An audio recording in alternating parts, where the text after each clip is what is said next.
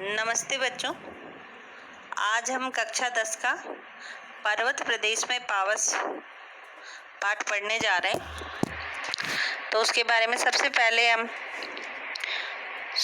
इसके जो रचयिता हैं सुमित्रा नंदन पंत, उनके बारे में जान लेते हैं कि छायावाद के प्रमुख आधार स्तंभ सुमित्रा नंदन पंत का जन्म 20 मई 1900 को उत्तराखंड के अल्मोड़ा जिले के कोशानी गांव में हुआ। इन्होंने बचपन से ही कविता लिखना आरंभ कर दिया था। स्कूल में 7 वर्ष की आयु में काव्य पाठ के लिए इन्हें पुरस्कृत किया गया था, किंतु स्थायी रूप से उन्होंने साहित्य सृजन वर्ष 1913 में आरंभ किया। इनकी आरंभिक कविताओं में प्रकृति प्रेम तथा रहस्यवाद की अनुभूति दिखाई देती। वे मार्क्स, महात्मा गांधी, अरविंद के दर्शन से प्रभावित हुए। जीवन के आरंभिक दिनों में वे उदय शंकर संस्कृति केंद्र से जुड़े और आकाशवाणी के परामर्शदाता के रूप में भी उन्होंने अपनी सेवाएं दी। भारत सरकार ने वर्ष 1961 में इन्हें पद्म भूषण सम्मान से सम्मानित किया। कला और बूढ़ा चांद कविता संग्रह के लिए इन्हें वर्ष 1960 में साहित्य अकादमी पुरस्कार, चिदम्बरा काव्य संग्रह के लिए वर्ष 1969 में ज्ञानपीठ पुरस्कार सहित अनेक पुरस्कारों से सम्मानित किया गया। इनकी अन्य प्रमुख कृतियों में वीणा, पल्लव, युगवाणी, ग्राम्या, स्वर्ण किरण और लोकायतन शामिल है। 28 दिसंबर 1977 को इनका देहांत हो गया। अब बच्चों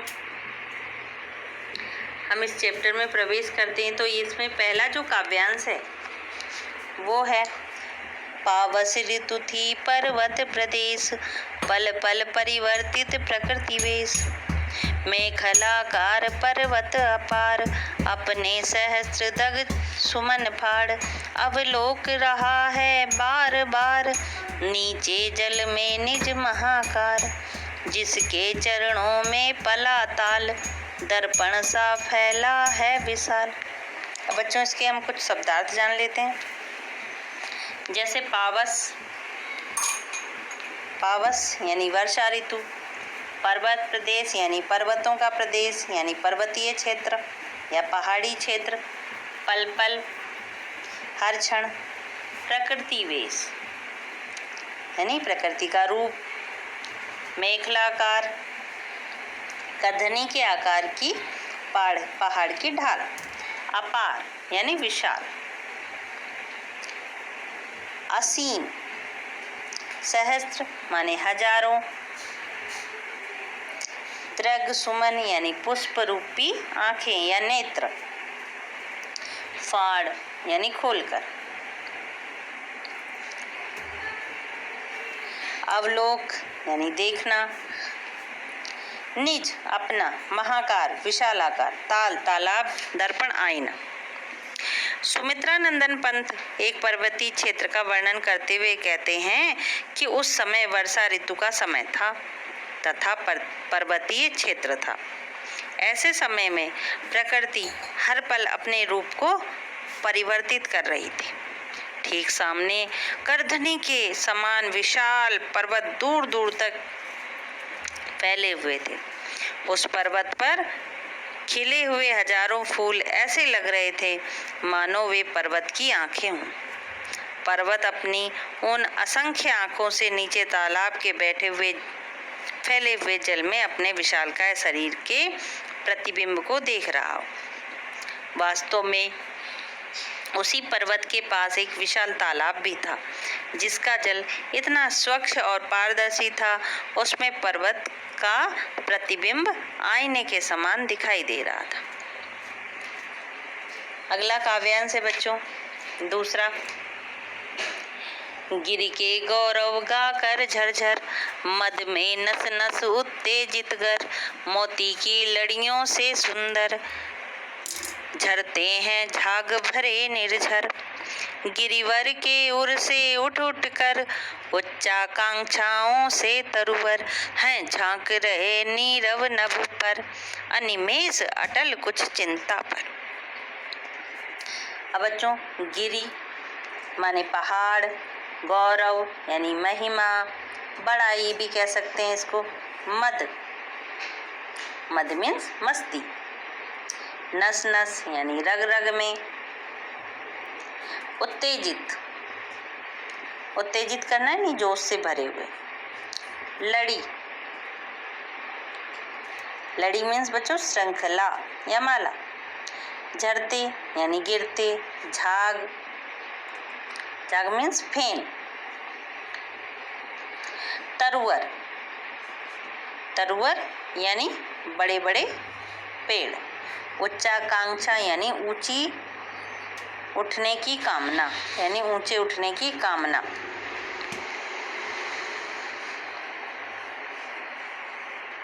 नीरव नभ यानी शांत आकाश, अनिमेष एकटक देखना, चिंता पर यानी चिंतित या चिंता में मग्न।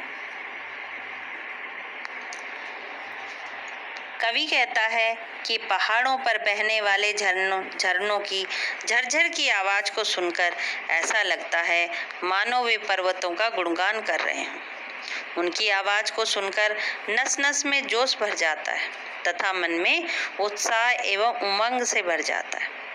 पर्वतों पर बहने वाले झाग से भरे झरने झरते समय मोतियों की लड़ियों के समान सुंदर लग रहे हैं। पहाड़ों पर उगे हुए विशाल एवं ऊंचे पेड़ों के मन में ऊंची ऊंची आकांक्षाएं छिपी हैं। ये शांत आकाश को बिना पलक झपकाए अटल और कुछ चिंता में डूबे हुए से झांक रहे हैं। इन्हें देखकर ऐसा लगता है जैसे वे आकाश के रहस्यों को जानना चाहते हैं।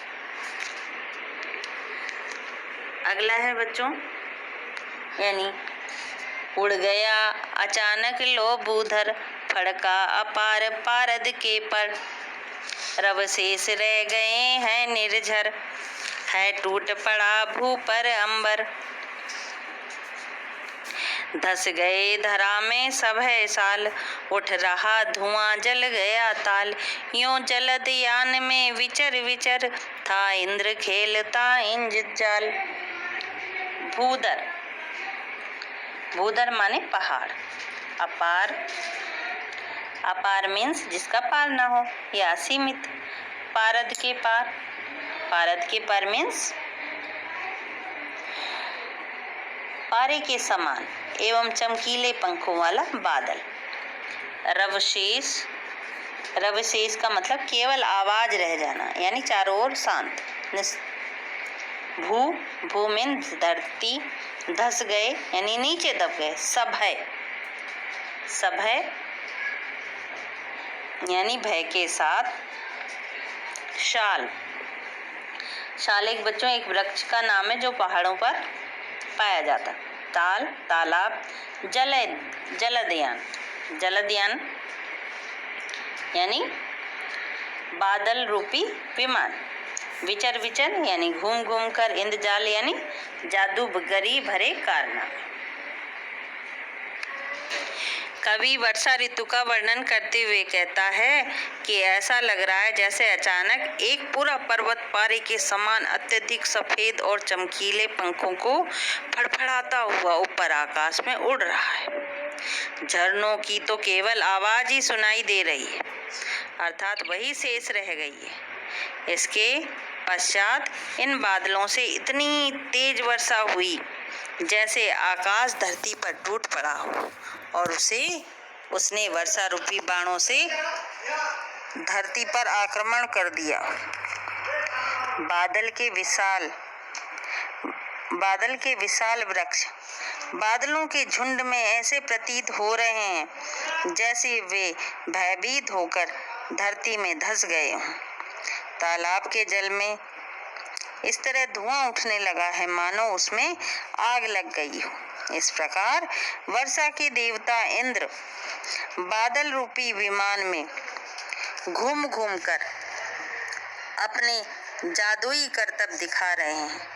जिसके कारण पर्वतों पर क्षण क्षण में विचित्र और अद्भुत दृश्य दिखाई दे रहे हैं। इस तरह बच्चों आपका जो ये चैप्टर है वो समाप्त होता है।